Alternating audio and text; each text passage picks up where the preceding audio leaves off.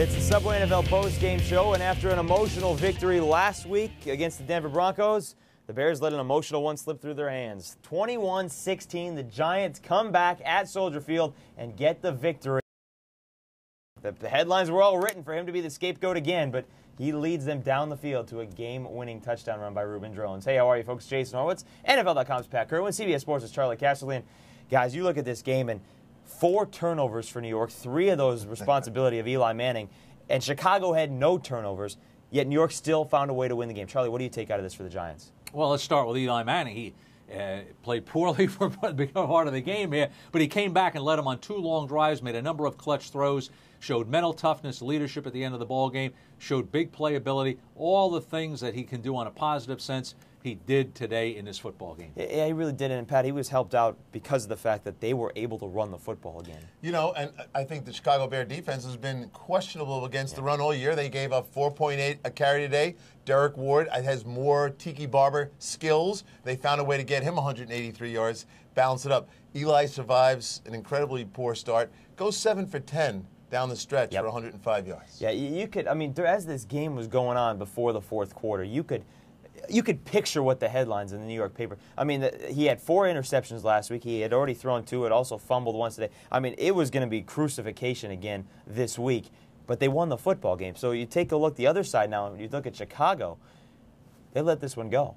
Well, they let it go, and I think, you know, before we went on the air, we talked about the Giants are in great shape now with the playoffs. Yeah. Because we've had other people fall out, and there's a lot of people fighting around with 5 and 6 wins, hoping to make it. They're sitting pretty right now with 8. Charlie, when you look at Chicago, it's, again, I mean, they've had emotional victories this year. They did it against Philadelphia. Last week they did it against Denver. They followed it up the next week with a loss. It's the same pattern. Why does that happen to a football team? Well, I don't know. I think it's just simple. Last week, Devin Hester was the reason he won the ball game. You know, he has 2 touchdowns for return. They block a punt that sets up. So special teams won the game. I think when you look at the Bears, you have the problems of consistency. The running game. You know, their top 2 runners from a year ago aren't even on the field today, and they're averaging under 3 yards a carry there. They're not getting consistent pressure from their defense. They're not stopping the run as well as they did last year. So in the areas where they were good last year, running the ball, defending the run, getting pressure on the quarterback, and Hester making the big plays, none of those things really came through today. You know, when you talk about pressure on the quarterback not being there for the Bears, it certainly was there for the Giants. We talked about the poor play of the offense. The great play of the Giants' defense, Charlie, is really the reason they were in this game the whole way throughout. It is, absolutely. When you look at the game, the Bears caught the Giants off balance on their first drive. They went no huddle, which you can do that to a defense. And it's not a bad idea to open the game that way. So they catch the Giants off balance. They go in and score. After that, the Bears didn't have the element of surprise anymore. The Giant defensive line took over the game, stopped the run, 6 sacks.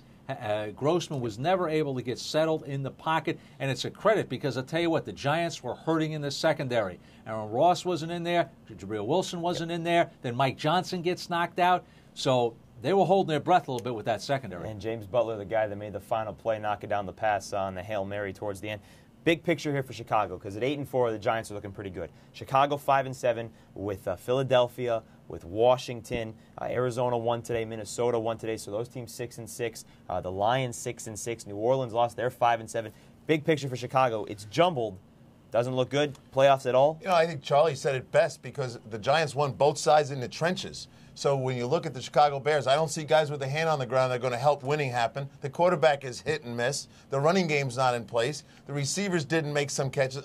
To me, the Chicago Bears are taking the year off in the playoffs. Charlie, playoffs? No playoffs. No playoffs. All right, there you have it. No playoffs on this side here for the Chicago Bears. Giants, unless they lose the next 4, they most likely will be in the postseason. For Pat Kerwin of NFL.com and Charlie Casserly, CBS Sports, I'm Jason Horowitz. For more on this game or any other here in Week 13, be sure to stay with CBS Sports.com. Watch everything else on the CBS Audience Network. Take care, folks.